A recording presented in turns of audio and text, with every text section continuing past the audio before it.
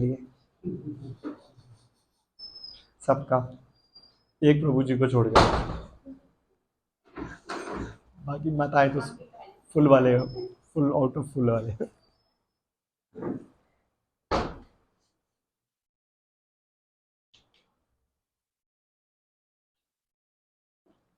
वो तनु माता जी एक छोटा सा काम कर देंगे, भगवत गीता ये वाली दे दो आप। हिंदी इंग्लिश तो आती नहीं मेरे को वैसे। Thank you.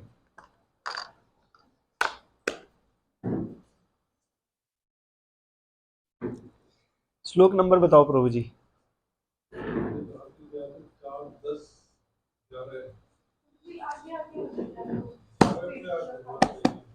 11 होना चाहिए। ठीक है, अभी आपको चेक करते हैं।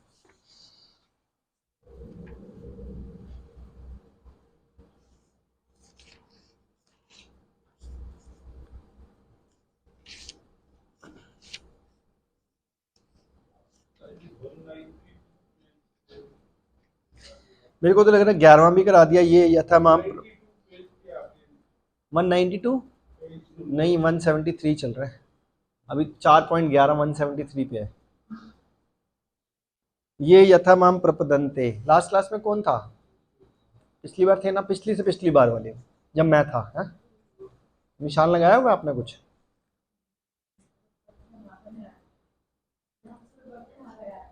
अच्छा, सुबह जा पड़ता, ठीक, कोई बात नहीं। तो मैं वाला ये वाला श्लोक ना दोबारा ही करा रहा हूँ 4.11, क्योंकि बहुत इंपॉर्टेंट है। ठीक है, ये श्लोक आपको याद थोड़ा ना होगा। 173। आप लोगों में से किसी को भगवत गीता आती है? आती है?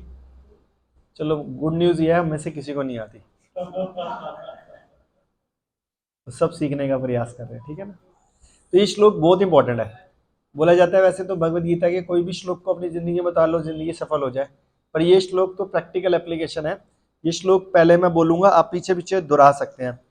ये यथा माम प्रपदन्ते तांस्थेव भजामयम मम वर्तमानुवर्तन्ते मनुष्या पार्थ सर्वशः। वेरी गुड, बहुत अच्छा बोला। तो अब मैं बोलता हूँ, ये यथा माम प्रपतन्ते तांस्थेव भजाम्यहम् मम वर्तमानुवर्तन्ते मनुष्या पार्थ सर्वशः। तो इसका मतलब लिखा है, जिस भाव से सारे लोग मेरी शरण ग्रहण करते हैं उसी के अनुरूप मैं उन्हें फल देता हूँ। हे पार्थ, मनुष्य व्यक्ति सभी प्रकार से मेरे पथ का अनुगमन करता है।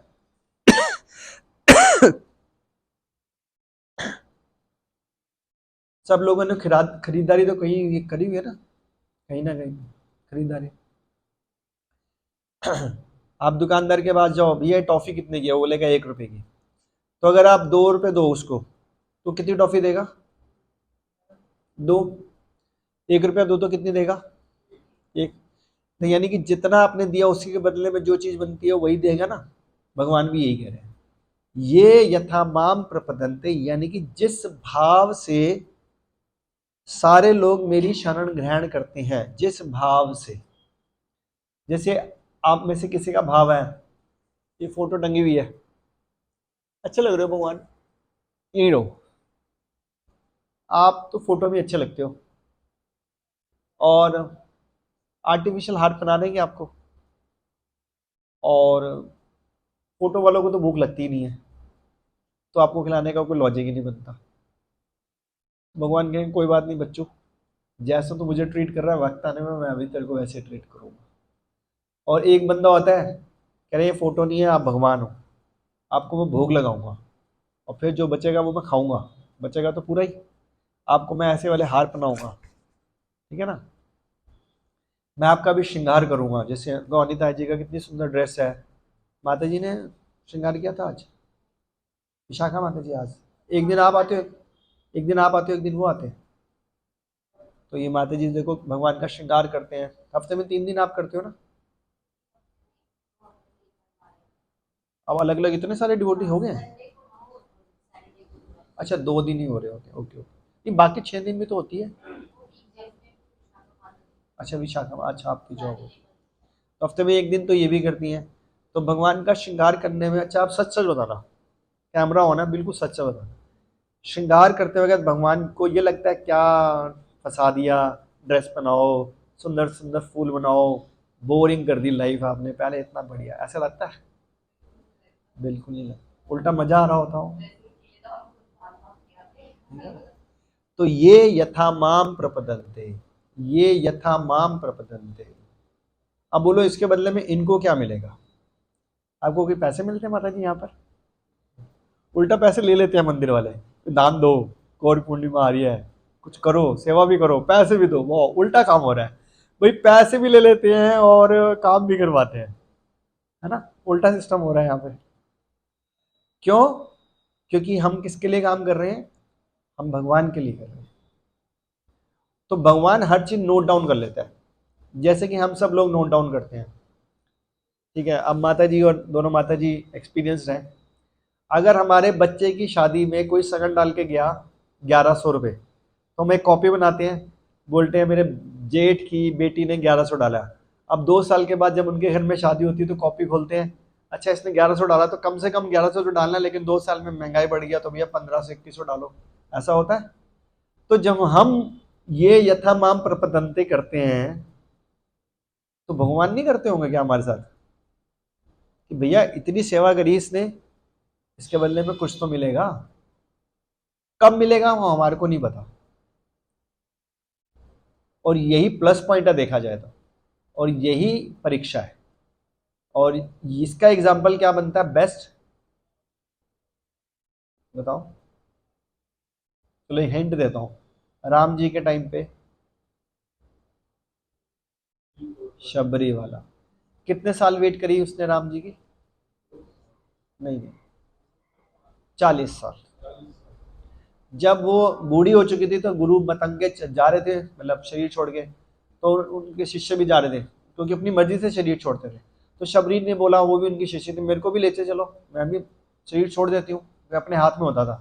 कह रहे नहीं नहीं आप वेट करो, भगवान राम आएंगे। कह रहे हैं? कह रहे हाँ, आपको दर्शन देने राम आएंगे, आप वेट करो। उन्होंने पलट के ये नहीं पूछा कब आएंगे, उन्होंने ठीक है। तो वो क्या करती थी, हर रोज झोपड़ी साफ करती थी, फूल बिनती थी, फूल बिछाती थी, देर चक चक के रखती थी। कब तक? 40 साल हर रोज ये काम करती थी। यानी कि अगर कोई चौथे दिन आपको बोले ना आपके घर में कोई वीवीआईपी आएगा, अब वो अच्छा चलो फिर पहले तो पूछ लेंगे कब आएगा, चलो नहीं बताएंगे, तो आप एक दिन अपना घर बढ़िया से सजाओगे, फूल वो लगाओगे, दूसरे दिन तीसरे दिन दिमाग खराब हो गया यार, 3 दिन हो गए अब पागलों की तरह फूल तोड़ के ला रहे हैं, मिठाइयाँ ला रहे हैं, खराब हो रही हैं, ये कोई मजाक है? पहले बता देना। और उसने 365 दिन मल्टीप्लाई बाय 40 साल किया, तो राम जी आए इसके साथ, लक्ष्मण जी के साथ, और उनको दर्शन दिए।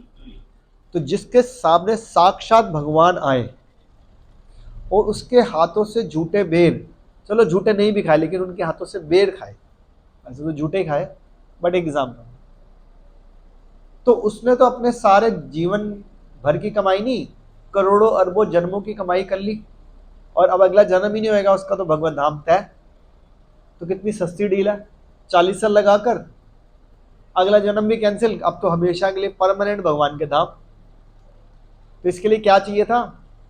ये यथामाम प्रपदंते, यानी कि जिस भाव से आप भगवान के साथ रेसिप्रोकेट करोगे, रेसिप्रोकेट का मतलब आदान प्रदान, उसी आदान प्रदान के साथ भगवान भी करेंगे। तो भगवान ने देखा 40 साल तपस्या करी है, कोई बड़ी तपस्या नहीं करी देखा जाए तो, कोई उल्टे पांव पे खड़े नहीं हुई थी, कोई खाना पीना नहीं छोड़ा था, बस क्या कर रहे थे, भगवान का आते थे, श्रृंगार करते थे, फूल माला पहनाते थे, जैसे आप लोग कर रहे हो। अब सोचो 40 साल के बाद भगवान मिलेंगे आपको, कितनी बड़ी बात है। नहीं माता जी, आप भी तो सेवा करती हो इतनी सारी, सोचो 40 साल के बाद भगवान मिलने वाले हैं आपको, बड़ी बात है कि नहीं?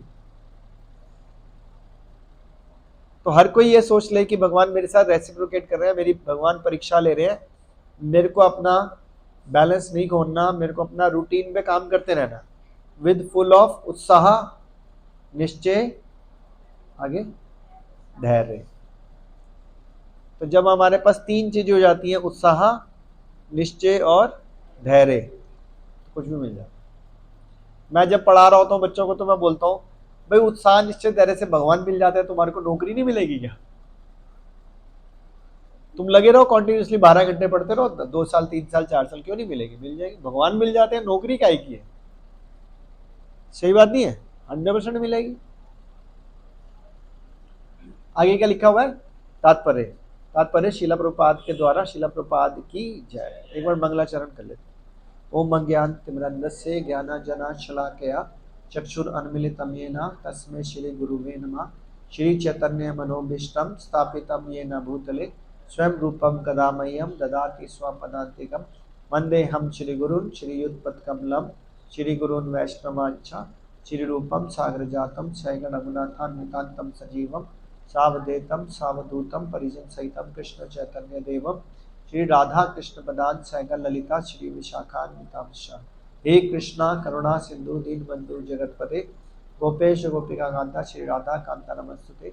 तप्त कांचन गौरांगी श्री राधे वृंदावनेश्वरी विश्वभानुसुते देवी प्रणमामि हरि। वांछा कल्पतरुभ्यश्च कृपा सिंधुभ्येव च पतितानां पावनेभ्यो वैष्णवेभ्यो। जय श्री कृष्णा चैतन्य प्रभु नित्यानंद श्री अद्वैत गदाधर श्रीवासादि गौर भक्तवृंद। हरे कृष्णा कृष्णा कृष्णा हरे हरे राम राम हरे हरे। नमो विष्णुपदाय कृष्णाभिष्टाय भूतले श्रीमते भक्ति वेदांत स्वामी इति नामने। नमस्ते सारस्वते देवे गौरवाणी प्रचारिणे निर्विशेषा शून्यवादी पाश्चात्य देशना। नमो श्रीकृष्ण कृष्णाय प्रभुपद से शील प्रपात की जय। तात्पर्य। प्रत्येक व्यक्ति कृष्ण को उनके विभिन्न स्वरूपों में खोज रहा है। भगवान श्री कृष्ण को अंशतः उनके निर्विशेष ब्रह्म ज्योति तेज में और प्रत्येक वस्तु के कण कण में रहने वाले सर्वव्यापी परमात्मा के रूप में अनुभव किया जा सकता है। तो बेसिकली ना हर आदमी अपनी अपनी बुद्धि के अकॉर्डिंगली भगवान को खोजने का कोशिश कर रहा है। कोई पंथ अपनाता है, कोई पंथ अपनाता है, लेकिन होता क्या है, जैसे एक बच्चे ने 10th क्लास पास करनी है, ठीक है, या 6ठी क्लास पास करनी है, तो 6ठी क्लास को पास करने के लिए अगर वो 10वीं क्लास का कोर्स करके जाए तो फेल हो जाएगा। हालांकि उसने ऊपर वाला किया लेकिन नीचे वाली चीज़ें नहीं आती। और दूसरी क्लास का पढ़ के जाए वो भी फेल हो जाएगा। तो उसको 6ठी क्लास करने के लिए क्या करना पड़ेगा? 6ठी क्लास का कोर्स करना पड़ेगा जो CBSE ने या जिसके टीचर्स ने कराया हुआ है। तो जब हम अलग अलग पंथ अपना लेते हैं तो हम सोचते हैं भगवान ऐसे मिल जाएंगे, वो तरीका गलत है। जैसे कि मैं भी किसी को बोल रहा था, ओम नमो भगवते वासुदेवाय बड़ा पावरफुल मंत्र है, अगर इसका जप करोगे भगवान नहीं मिलने वाले। हरे कृष्णा का करोगे मिल जाएंगे, क्योंकि कलयुग का मंत्र हरे कृष्णा है। ओम नमो भगवते वासुदेवाय सत्य युग है, ये चल रहा है कलयुग, तो कलयुग में सत्य युग वाली करेंसी नहीं चलेगी ना भाई, आई ना बात समझ में? तो कलयुग में कलयुग वाली करेंसी चलेगी। तो कलयुग का मंत्र क्या? हरे कृष्णा कृष्णा कृष्णा हरे हरे हरे राम राम राम हरे हरे। तो कई लोग सोचते हैं कि ये कुछ नहीं है, सब बात है, लाइट के ऊपर ध्यान दे दो, दैट्स इट, बस यहीं पे हो जाएगा, या इस पे ध्यान दे दो या इस पे ध्यान दे दो, लाइक दिस। तो वो बड़ा मुश्किल हो जाता है। लेकिन कृष्ण के पूर्ण साक्षात्कार तो उनके शुद्ध भक्ति कर सकते। पूर्ण साक्षात्कार का मतलब होता है वो फील करते हैं कि भगवान है। जैसे कि मैं अभी पिछली वाली क्लास में बता रहा था, मतलब इनकी 2:30 बजे वाली में, कि वैकुंठ और आप बताओ, आप दोनों में से कोई बताओ, मैं इधर से कोई भी बताएगा, वैकुंठ और गोलोक वृंदावन में क्या फर्क है? प्रेम नहीं। तो थोड़ा ना आसान शब्दों में बताओ, कृष्ण प्रेम क्या मतलब?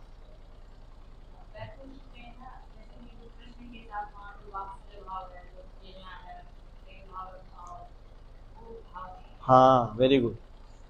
गोलोक वृंदावन में कैसे होते हैं? जैसे कृष्ण है, ठीक है, सपोज ये कृष्ण बैठे हुए हैं, आप इनके दोस्त हो। अब ये ना यशोदा मैया ने इनको दे दिया रसगुल्ला,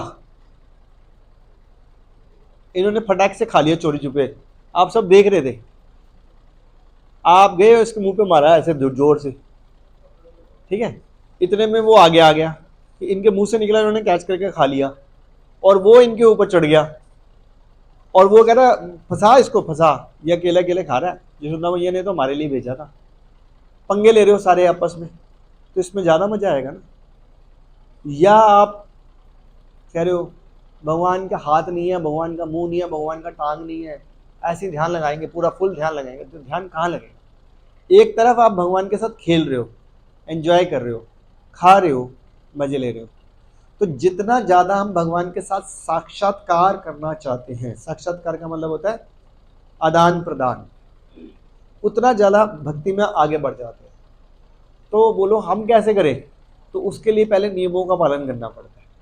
हम कैसे करें, मतलब नर्सरी क्लास में आनी, हम सोचे हम पीएचडी का पेपर पास कैसे कर लें, तो भैया पहले रेंगना सीखोगे, फिर चलना सीखोगे, फिर भागना सीखोगे। तो पहले क्या करना पड़ेगा, कुछ विधि विधानों का पालन करना पड़ेगा, जैसे कि भगवान को भोग लगा के खाओ। अब भोग लगा के खाओगे तभी तो भगवान रेसिप्रोकेट करेंगे, तभी तो प्रसाद मिलेगा, तभी तो अपने मुंह से निकला हुआ भी देंगे, है ना। तो ये चीज फील करनी चाहिए हमारे को। तो आगे लिखा फलता, ये दरवाजा बंद कर दो यार, वो शोर आ रहा है।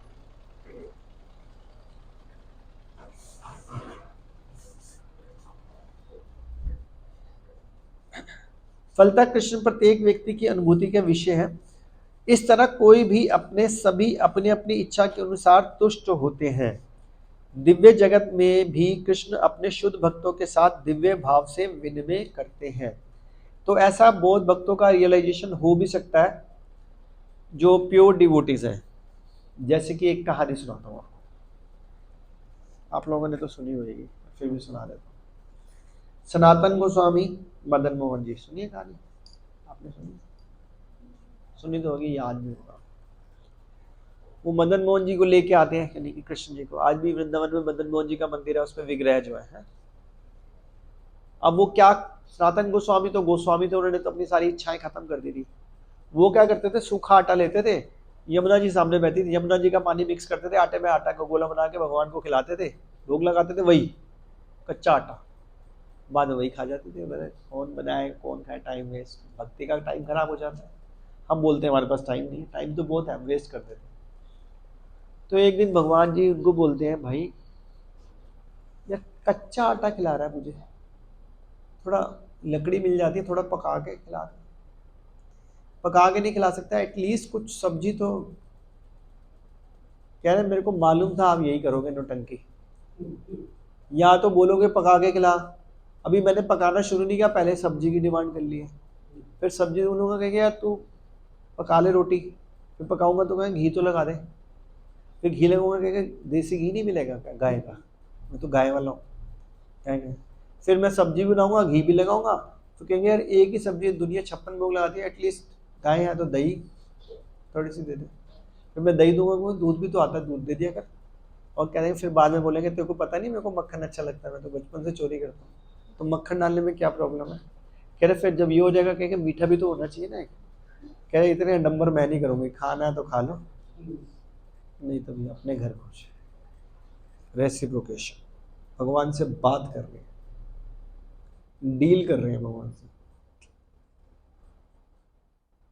भगवान कह रहे हैं अच्छा नमक तो डाल दे, इतना तो कर दे। कह रहे तो नमक दिलवाओ तब डलवाऊंगा, ऐसे कैसे, मैं नहीं जा रहा कहीं। तो फिर यमुना जी में एक शिप, पहले शिप चलती थी यमुना जी, वहाँ पे एक शिप फंस जाती है। तो वहाँ का व्यापारी उनके पास आता है, मंदिर में लगता है लाइट जल रही है, उनसे बोलता है मेरी शिप फंस गया, आप निकलवाओगे ना तो मैं बड़ा इनाम दूंगा। और वो शिप पता है किस चीज़ की थी, नमक की। पूरी शिप में नमक ही नमक था, नमक तो 1 मिनट में अरेंज करा दिया। फिर उसकी शिप निकलवाई, फिर बाद में वो आया तो उसने वो मंदिर बनवाया जहाँ पे पूरी रीति रिवाजों से पूजा होने लगी। तो लोगों को लगता है कि हम अपने बिहाफ पे भगवान के लिए कुछ कर पाएंगे, वो नहीं हो पाएगा। तो भगवान अपना अरेंजमेंट खुद ही करते हैं, लेकिन प्रयास हमारा देख रहे होते हैं, ये कितना प्रयास करते हैं। क्या ये भोग लगा के खाता है हर चीज, क्या ये मेरा कीर्तन करता है, मेरी क्लास में टाइम से आता है, हमेशा लेट तो नहीं आता, ये छुट्टी भी करता है, व्हाट्सएप, है ना बात। अच्छा आपकी भी चाल क्लास चल रही थी, अच्छा फिर ठीक है, फिर तो 2:30 बजे छुट्टी थी आपकी। फिर छूट है आपके लिए, फिर छूट है। तीसरी बार आ रहे हो बंगला आरती? फिर तो ना भी आओ चलेगा। फिर ठीक है। फिर किसके लिए बोलूं? इनके लिए बोल रहा हूँ मैं तो, आपके लिए बोल ही नहीं रहा।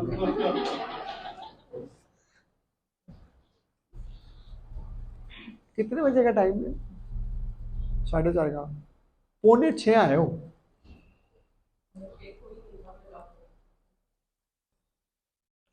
एक हफ्ते बाद जब आना हो ना 4 बजे क्लास में, तो एक हफ्ते पहले भगवान के सामने नाक रगड़ना शुरू कर दो, भगवान 4 बजे क्लास मेरी मिस नहीं होनी चाहिए, टाइम से सब कुछ सही हो। फिर देखना तभी सही होएगा। सही बात नहीं है? आगे देखो।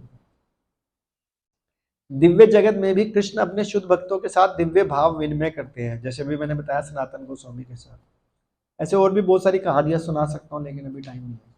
जिस तरह के भक्त उन्हें चाहते हैं, कोई एक भक्त कृष्ण को परम स्वामी के रूप में चाहता है, दूसरा सखा के रूप में चाहता है, तीसरा अपने पुत्र के रूप में चाहता है, चौथा अपने प्रेमी के रूप में चाहता है। आप इधर से सब बताओ, आप भी मत बताना, 1 2 3 4। आप भगवान को इनकी किस कैटेगरी में पाओगे? अपने स्वामी के रूप में, अपने सखा के रूप में, अपने पुत्र के रूप में, या प्रेमी के रूप में? आप बताओ। क्या कह रहा हूँ? हिंदी में तो बोल रहा था। भगवान को आप किस रूप में चाहते हो? स्वामी के रूप में, सखा के रूप में, या मित्र के रूप में, या प्रेमी के रूप में? आप बोलो। मित्र। आप बोलो। आप बोलो। इधर आप बोलो माता जी। सखा। आप।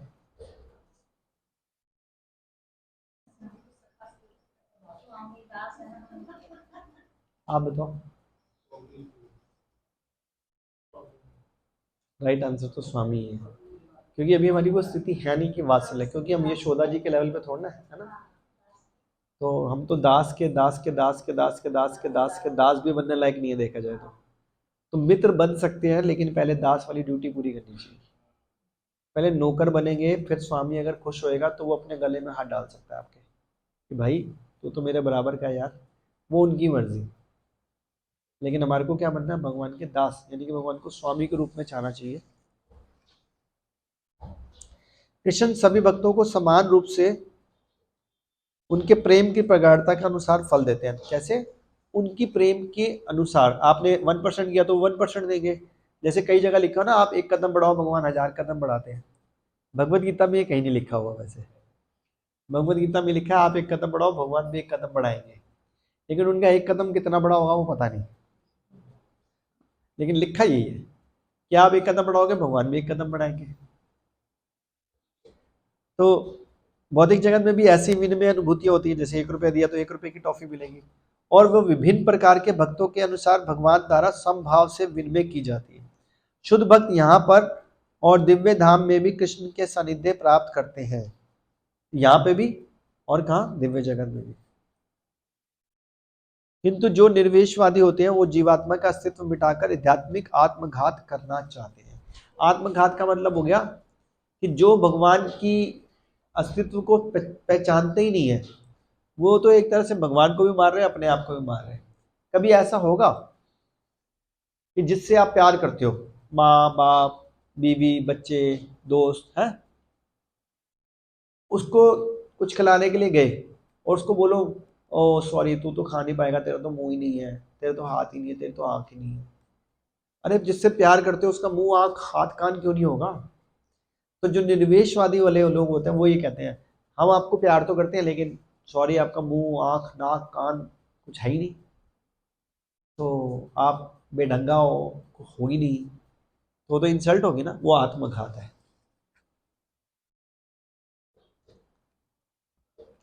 कृष्ण उनको भी तेज में लीन करने के लिए सहायता, तो भगवान उनको भी कुछ शक्ति देते हैं, क्योंकि भगवान तो सबके हृदय में परमात्मा रूप में बैठे हैं।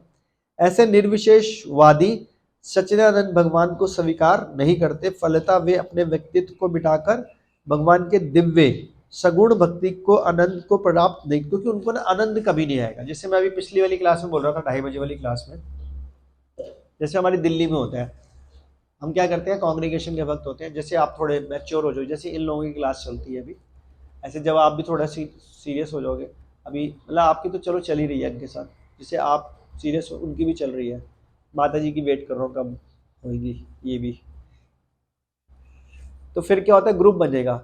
हमारी दिल्ली में क्या होता है, 20-25 लोग हो जाते हैं, जैसे फिर सब लोग अपने अपने घर से कुछ बना के लेके आते हैं, फिर थोड़ी कथा होती है, फिर सब खाते हैं, फिर हाँ क्या, हाँ, लेकिन सब प्रसाद लेके आएंगे, सब मिल के खाएंगे। माता जी हलवा बना के लेके आएंगी, माता जी खीर बना के लेके, माता जी मालपूड़ा बना के लेके आएंगी, ठीक है, प्रभु जी भी बना के लाएंगे, फिर खाएंगे, कीर्तन होगा, डांस करेंगे, और बड़ा आनंद आएगा। ऐसे हमारे यहाँ तो बहुत ज्यादा होता है, दिल्ली में तो खूब करते हैं ऐसे, खूब। तो इसमें आनंद आया, क्यों? क्योंकि भगवान बीच में है, भगवान के सामने। अब गौर निताई जी के यहाँ गौर आरती होती है, कितना आनंद आता है, सब डांस कर रहे हैं, हाथ पकड़ के डांस थोड़ा कराते हैं, सब अपने आप ही कर रहे होते हैं। अरे लग रहा है कि यार किसी के सामने डांस हो रहा है। अब घोड़ी के ऊपर दूल्हे को बिठाओ ही ना, खाली घोड़ी चलवाओ, कोई डांस करेगा? बनना ही नहीं है। सही बात है ना, कोई होना तो चाहिए। तो जो निर्विशेषवादी वाले हैं, उनको उनके लिए कुछ है ही नहीं, जबकि वो मानते हैं भगवान है, लेकिन उसका अस्तित्व नहीं है। अस्तित्व मतलब कोई साक्षात्कार नहीं है। तो आगे लिखा है, उन्हें वैकुंठ लोक में प्रवेश, भगवान कहते हैं इनको रहने दो, वैकुंठ में बुलाने की जरूरत नहीं, इनको लाइट ही दिखा दो बस। किंतु उन्हें भौतिक लोक में कार्य करने का अवसर प्रदान किया जाता है। जो सकाम कर्मी है, भगवान उन्हें यज्ञेश्वर के रूप में उनके कर्मों को वांछित फल देता है। यानी कि जो अच्छे कर्म कर रहा है उसको थोड़ा सा फल तो अच्छा मिल जाएगा। जैसे आपने कर्म कांड किया, कर्म कांड समझते हो, कि जाके भंडारा लगाया, पानी बांटा, तो भगवान उसके अकॉर्डिंगली आपको फल दे देता है, लेकिन भक्ति नहीं देता। तभी मैं अपनी पुरानी, अभी पिछली वाली क्लास में ये बोल रहा था कि अगर आप जप करते वक्त मटेरियल डिजायर मांगोगे ना, तो मटेरियल डिजायर मिल जाएगी, लेकिन भगवान चले जाएंगे, आपकी जिंदगी से भगवान चले जाएंगे, क्योंकि उनको लग जाएगा इसको तो यार बस यही चाहिए था, इसको दो नक्की करो, मैं साइड। तो जब भक्ति करते हैं तो हमारा एकमात्र गोल ये होना चाहिए कि हमारे को क्या चाहिए, भगवान चाहिए, भक्ति चाहिए। क्योंकि ये तो एक बड़ी छोटी सी कहानी है।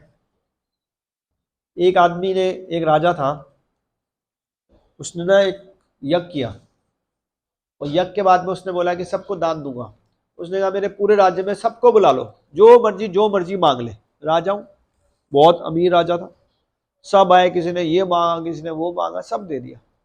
एक लास्ट में एक ब्राह्मण रह गया गरीब, उसको बोला, ब्राह्मण देवता आप लास्ट में बोलो क्या चाहिए।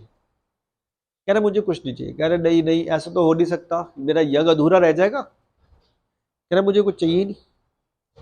कह रहे जो मैं मांगू आप दे नहीं सकते। कह रहे आप आदेश करो, जान भी मांगू मैं जान दे दूंगा। कह रहे ठीक है, आप मेरे फ्रेंड बन जाओ। कह रहे बस। कह रहे हाँ ठीक है। कह रहे जब भी मैं याद करूंगा आपको फिर आना पड़ेगा, क्योंकि आप मेरे फ्रेंड हो। कह रहे हाँ डन।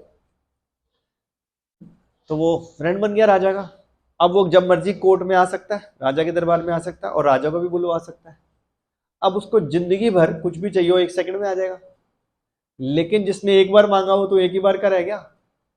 हम अगर भगवान को पकड़ लें, हम क्या करते हैं, भक्ति की आड़ में अंदर ही अंदर प्लानिंग कुछ चल रही होती है, भगवान मेरा बच्चा कब सुधरेगा, मेरे हस्बैंड ना शराब पीते हैं, कब छूटेगी, भगवान थोड़े पैसे आ जाए। तो मटेरियल डिजायर भगवान कहेगा तथास्तु, लेकिन भगवान जिंदगी से बाहर। बस वो सिर्फ हस्बैंड की शराब ही छूटेगी, भक्ति नहीं आएगी दोनों को, गेम खत्म। तो जब हम भक्ति करके भगवान को मांग लेते हैं, तो भगवान हमारे पास जिंदगी भर के लिए आ गए। तो भगवान हमारे फ्रेंड है, तो उनको नहीं पता यार यहाँ पे प्रॉब्लम है, इसको सॉर्ट आउट कर दो, तो दोस्त तो मेरा ही है। सही बात नहीं है? लेकिन हम बड़ी सोच ही नहीं रख पा रहे, तो ऐसा रखना।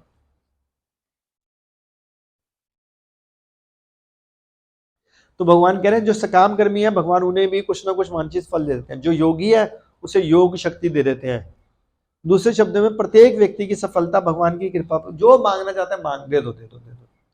लेकिन अगर कोई बोले भगवान का प्रेम, भगवान कह रहे नहीं दूंगा, जो मर्जी कर ले नहीं दूंगा। उसके लिए प्योर डिवोशनल सर्विस चाहिए, यानी कि अन्य अभिलाषिता शून्य, कोई और अभिलाषा नहीं होनी चाहिए मन में, तब तो मैं आ जाऊंगा तेरे पास। अगर भैया गाड़ी चाहिए, नौकरी चाहिए, मुश्किल है। और समस्त प्रकार की आध्यात्मिक विधियों को एक ही पद की सफलता विभिन्न कोटियां है। अतः जब कोई कृष्ण भावनामृत की सर्वोच्च सिद्धि तक नहीं पहुंच पाता, तब तक सारे प्रयास अपूर्ण है। जैसे कि श्रीमद् भागवतम में भी बताया गया, मनुष्य चाहे निष्काम हो या फल का इच्छुक हो या मुक्ति का इच्छुक ही क्यों ना हो, उसे पूरे सामर्थ्य से भगवान की सेवा करनी चाहिए, जिससे वह पूर्ण सिद्धि प्राप्त कर सके, जिसका प्रवचन कृष्ण भावनामृत में होता है। यानी कि जो भी हम कर रहे हैं उसको द बेस्ट कर, यही कृष्ण। जैसे कि भोग लगा रहे हैं, देखो सिंपल सा उपाय बताता हूँ। भगवान को भोग लगा रहे हैं तो ऐसे लगाए कि वाकई भगवान आके खाएं, तो ऐसे कैसे पॉसिबल है? मुश्किल है ना माता जी? कभी ट्राई किया ऐसा? किया? ठीक है, तो ऐसे ट्राई किया तो भगवान ने जरूर खाया होगा, तभी तो वो प्रसाद बना होगा, है ना? तो सबको ऐसा करना चाहिए कि जैसे हमारे घर में बहुत ही हमारा क्लोज फ्रेंड आया, बहुत ही क्लोज, सच में जिगरी यार, और आपको पता भी है 4 दिन के सफर के बाद आया, बहुत भूख लगी होगी, लेकिन वो फॉर्मेलिटी से कह रहा नहीं नहीं नहीं खाना नहीं खाना, तो आप उसको कितने प्यार से खिलाओगे? यार कैसी बात कर रहे हैं, अपना कर रहा है, कैसी बात कर रहे हैं, क्या खाना है? वो जितना मर्जी आप अपने हाथ से खिलाओगे। जैसे भगवान श्री कृष्ण ने सुदामा को किया था, पैर धोए थे पहले, फिर रुक्मी जी ने चामर किया, फिर खिला रहे हैं अपने हाथ से। तो जब हम ऐसी वाली सेवा करते हैं, जैसे हम भगवान का नाम लेते हैं, तो भगवान का नाम क्या पूरी श्रद्धा से ले पा रहे हैं? नहीं ले पा रहे तो रोना आना चाहिए यार, भगवान आपका नाम ही नहीं श्रद्धा से ले पा रही या ले पा रहा। जब हम ऐसे करेंगे तो भगवान प्रसन्न हो जाएगा, फिर लाइफ में ट्विस्ट होएगा, उससे पहले गेम इनकम्प्लीट है। और भगवान के साथ ना एक चीज हमेशा रहती है, उनकी माया। तो जैसे ही आप प्योर डिवोशनल सर्विस की तरफ बढ़ोगे, यानी कि भक्ति की तरफ बढ़ोगे, माया पंगा लेगी आपसे। उसी टाइम सारे काम आएंगे, उसी टाइम घर पे रिश्तेदार आएंगे, उसी टाइम सब गड़बड़ियाँ होंगी, उस टाइम दिमाग विचलित करेगा, उस टाइम तबीयत खराब करेगा। लेकिन आपने सोच लिया ना भी 4 बजे क्लास पे जाना है, कुछ कर ले माया, मैं तो जाऊंगा, फिर देखना इधर आके ठीक भी हो जाओगे। ठीक है, कोई क्वेश्चन है?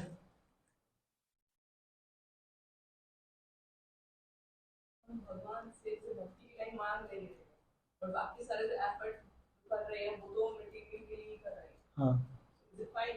हाँ, क्योंकि ना भगवान ने बोला कि आप कलयुग में आए हो, गृहस्थ आश्रम में हो, तो करना तो पड़ेगा। अगर वो नहीं करोगे तो इसका मतलब आप अपने एफर्ट से चोरी कर रहे हो, तो आपको करना तो पड़ेगा, क्योंकि भगवान तो ये कह रहे हैं जो कर्म में बांधा है मैंने आपको, ब्राह्मण क्षत्रिय वैसे शूद्र, उसका काम पालन तो करना ही पड़ेगा। लेकिन भगवान सेंटर में होने चाहिए बस, अब तो काम करना ही पड़ेगा। अब बच्चों को आप नहीं पढ़ाओगे तो कौन पढ़ाएगा? ये आपकी ड्यूटी है ना? उसको खाना आपके खिलाना ड्यूटी है। अगर अर्निंग नहीं है तो नौकरी करना भी ड्यूटी बन जाती है। तो सब काम वैलिड है, लेकिन भगवान को सेंटर में रखना है। आपके मन में ये आना चाहिए, जीवन की, आप ही बताओ, मैं आपका नाम भूल गया फिर, सॉरी। अर्णा माता जी, आप बताओ जीवन की असली समस्या क्या है? आप बताओ, आपके जीवन की मतलब ऐसी चीज बताना जो पब्लिकली बता सको, आपके जीवन की असली समस्या क्या है? ऐसी कोई समस्या नहीं है जो ऐसा है, थोड़ा सा रिलेशनशिप चलता ही है मदर इन लॉ के साथ वो मेरे तो पास। छोटी मोटी है। वो वही बस वही चीज है, अदरवाइज कोई ऐसा नहीं है। जॉब पे सेट, बच्चा के साथ सब कुछ सेट है। तो अब इसका मतलब समझो, आप इसका मतलब हो रहा है अभी आप भक्ति में स्टार्ट ही नहीं हो पाए। नहीं, मैं बहुत स्टार्ट हो चुकी हूँ, क्योंकि अब मैं किसी चीज से परेशान नहीं हूँ। नहीं, जो करना है वो भगवान क्योंकि ने ना करना है। जिंदगी की जो समस्या है वो बताएंगी माता जी। बताओ, आपकी जिंदगी की क्या समस्या है? आप बताओ। ये जन्म मृत्यु जरा व्याधि, यानी कि हर बार पैदा हो रहे हैं, करोड़ों जन्म आप ले चुके हो, मैं ले चुका हूँ, हर बार मर रहे हैं, हर बार बूढ़े हो रहे हैं, हर बार बीमारी आ रही है। ये भगवान क्या चक्कर है, बाहर क्यों नहीं निकल रही मैं? ये है प्रॉब्लम। इसके ऊपर काम करना है, ये नहीं सोच रहे हम। अब मैंने प्रॉब्लम पूछी, कुछ और आगे प्रॉब्लम, ये सोचना है सिर्फ। डिस्कस करते हैं मटेरियलिज्म। हाँ, तो ये मटेरियल ही तो है, जन्म मृत्यु जरा व्याधि, बीमारी तो हमारे शरीर को ही हो रही है, बुढ़ापा हम ही हो रहे हैं, मर हम ही रहे हैं, जन्म भी हमारा ही हुआ है। जिस दिन ये सोचने लग जाएंगे ना, यार पैदा क्यों हुए थे, सिर्फ मैं अपने अभी परसों कॉलेज में लेक्चर देके आया भाई, जैसे ये बच्चे हैं, आप में से कोई मैरिड है? आप मैरिड हो? ये आप मैरिड हो? आप मैरिड नहीं हो? अभी आप बैचलर हो तीनों, आप मैरिड हो? आप अनमैरिड हो, चलो मैं इनको पकड़ दो। आपके माँ बाप ने आपको पैदा किया, फिर पढ़ाया लिखाया, फिर अब क्या कहेंगे वो, क्या कर, जॉब कर ले, फिर उसके बाद क्या कर, शादी कर। फिर मम्मी पापा बोलेंगे भाई 2-4 साल हो गए, बच्चा भी होना चाहिए, फिर बच्चा हो जाएगा। अब आप उस बच्चे को पढ़ाओ लिखाओगे, हैं, फिर उसको जॉब करवाओगे, फिर उसकी शादी करवाओगे, फिर उसको कहेंगे भैया तू बच्चा पैदा कर। इसलिए पैदा हुए थे, इसीलिए भगवान ने पैदा किया कि बच्चे पैदा करो, और फिर वो बड़े हो जाए, उनको बोलो तू बच्चे पैदा कर। अगर मैं इसको बुरे शब्दों में बोलूं ना, तो इसको बुरे शब्दों में पता क्या बोलोगे, सेक्स प्रैक्टिस करो। माँ बाप भी यही चाह रहे थे, हम भी यही चाह रहे हैं, क्योंकि हमारे लिए बच्चा पैदा करना तो वही है भैया, इसलिए पैदा हुए हैं हम। ये रहा लाइफ का मोटिव, तो सोचा ही नहीं क्या करना चाहिए। देखो, भक्ति करते हुए ना बताया जाता है सिर्फ अपनी बात करनी है, अगर आप नहीं चलोगे, वो तो भक्ति में है ही नहीं सपोज, तो वो तो करेगा, मैनकाइंड तो चलेगी। 800 करोड़ लोग हैं पूरी अर्थ में, आपको क्या लगता है कितने लोग भक्ति में होंगे? मैं 100% बता रहा हूँ, 1 करोड़ भी नहीं है, वैसे तो 10 लाख भी नहीं है, पर मैं 1 करोड़ मान लेता हूँ, 790 करोड़ है ही नहीं लाइन में। मैं कह रहा हूँ जो भक्ति कर रहे हैं 1 करोड़ लोग, अगर वो भी अपनी समस्या को सोचे कि मेरा सिर्फ इसीलिए था, मैं भी ग्रस्त हूँ, मेरे भी बच्चे हैं, मैं एक एग्जाम्पल दे रहा हूँ। आप प्रभु जी जब शास्त्रों को पढ़ोगे ना, एक्चुअली में ना हमने शास्त्रों को पढ़ा नहीं, हमने अपनी पूरी जिंदगी क्या निकाल दी, फालतू की, चलो मैं फालतू नहीं बोलूंगा, हो सकता है आपको बुरा लगे, मैथ साइंस इंग्लिश और स्टडी पढ़ने में निकाल दी, कॉमर्स अकाउंट्स वगैरह, इसमें जिंदगी निकाल दी। तो ये भगवत गीता रामायण भागवतम किसके लिए बनाया था? हमारे लिए नहीं था, इसको तो पढ़ना शुरू नहीं किया। अब देखो, बुरा मत मानना, आप कितने साल के हो गए? आप कितने साल के हो गए, आइडिया बताओ। 30। तो आपकी ड्यूटी नहीं बनती है, सबकी ड्यूटी नहीं बनती कि 30 साल तक एटलीस्ट भगवत गीता तो एक बार पढ़े, इतनी छोटी सी किताब है, हजारों किताबें पढ़ ली हमने, एक छोटी सी किताब क्यों नहीं पढ़ी? और सबको पता है कि भगवत गीता में लाइफ कैसे जीनी है वो बताया गया है, इसमें सब कुछ लिखा हुआ है, लेकिन नहीं पढ़ी गई। पढ़ी तो समझने की कोशिश नहीं करी, क्योंकि हमारे पास टाइम नहीं है इसको समझने का, क्योंकि हमारे पास टाइम है सिर्फ और सिर्फ पैसा कमाओ और अपना और अपने बच्चों का पेट अच्छे से भरो, दैट्स इट। वो भरना है, मैं तो कह रहा हूँ, माता जी को बोला है नौकरी भी करनी है, बच्चों को भी पालना है, बीवी को भी पालना है, या बीवी को भी मतलब करना है, टेक केयर, मदर फादर की भी करनी है, सब काम करने हैं। भगवान ही को क्यों साइड कर दिया? हाँ, कभी भी नहीं आता, कभी भी नहीं आता, ये बात तो भूल जाओ। इसके ऊपर मैं कहानी सुना सकता हूँ, मेरे पास इतना टाइम है नहीं वैसे, मैं तो बहुत सारी कहानियां सुना सकता, कभी भी नहीं आता। एक बार जाके ना 80 साल के बुढ़े से पूछ लेना, अगर आपका कोई 80 साल का बुढ़ा बहुत क्लोज हो, तो आप उसके पूछ लेना मन में जाकर, मतलब अगर वो क्लोज हो, आपको सारी बात बताए कि आपके मन में कोई बुरे विचार आते हैं? हाँ आते तो हैं, पर कुछ कर नहीं पा रहा, क्योंकि बेड रिडन हूँ, बुढ़ा हूँ, सारी इंद्रियां शिथिल हो चुकी हैं, कुछ नहीं कर पाए। प्रैक्टिस 5 साल की उम्र से करनी थी, जो हमने करी नहीं, हम 30 के हो गए, मैं 50 का हो गया, प्रभु जी 60 के हो गए। पूरी जिंदगी जो नहीं किया ना, वो 60 साल के बाद नहीं हो सकता, नहीं होगा, बहुत मुश्किल होगी, बहुत मुश्किल होगी। जब बोलो ना रोज 10 घंटे दे दो भक्ति में, कहेगा यार क्या कर रहे हो? नहीं होगा। लेकिन जो पहले से लगा वो 10 घंटे का पूरा दिन दे देगा, आपके सामने है यहाँ पे लोग। तो हमारा मेन कंसर्न ये होना चाहिए, हम पैदा क्यों हुए, फिर मर जाएंगे 5, 10, 20 साल के अंदर, फिर बूढ़े होने के साथ बीमारियां शुरू हो ही जाएंगी, अभी हो जाती हैं, जवानी में हो जाती हैं, तो बुढ़ापे में क्या होता है, तो फिर अगला जन्म हो जाएगा। और अगला जन्म बाई चांस चलो ह्यूमन बींग का ही हो गया, कुत्ता भी नहीं भी बना, तो फिर क्या होगा, 2 साल का होगा, फिर प्ले स्कूल में फेंक दिया जाएगा, फिर प्ले स्कूल में फेंका जाएगा, फिर बड़े स्कूल में फेंका जाएगा, फिर कॉलेज में फेंका जाएगा, फिर शादी हो जाएगी, फिर मैं बच्चे पैदा करूंगा। This is the system.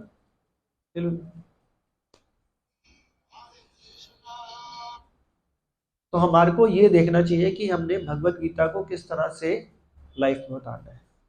तो आज इतना ही करेंगे। श्री श्री राधा राधिका रमन जी की जय, श्री श्री कृष्ण बलराम जी की जय, श्री श्री जगन्नाथ बलदेव सुभद्रा रानी जी की